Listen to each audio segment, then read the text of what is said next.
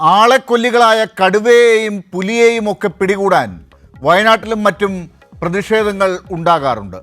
പക്ഷേ ഇപ്പോൾ നടക്കുന്ന ജനരോഷം, വൻ പ്രതിഷേധം ആളെക്കൊല്ലികളായ ചില ജനപ്രതിനിധികൾക്കെതിരെയാണ്, MLA-ക്കെതിരെയാണ്, DCC അധ്യക്ഷന് എതിരെയാണ്, മുൻ അധ്യക്ഷനെതിരെയാണ്, ഇവരെയൊക്കെ സംരക്ഷിക്കുന്ന കോൺഗ്രസ് പാർട്ടിക്കെതിരെയാണ്.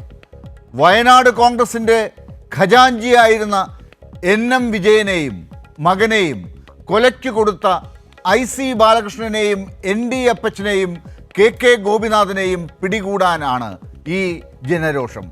കൊല്ലങ്ങളുടെ രാഷ്ട്രീയ സാമൂഹ്യ പ്രവർത്തനങ്ങളുടെ കണക്ക് പറഞ്ഞാണ് ഇവരൊക്കെ തങ്ങൾ നിരപരാധികളാണ് എന്ന് ഇതുവരെ പറഞ്ഞു വന്നത്.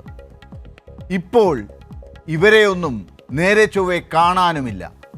ജനങ്ങളെ പേടിച്ച് ഒളിവിൽ പോയ ഇവരിൽ പലരും ആരുടെ സംരക്ഷണയിലാണ് ഇപ്പോൾ കഴിയുന്നത്? ചുരമിറങ്ങി രാഖ്യരാമാനം തലസ്ഥാനത്തെത്തി KPCCയുടെ തണലിലാണ് ചില പ്രതികൾ എന്ന് മനസ്സിലാക്കുന്നുണ്ട്.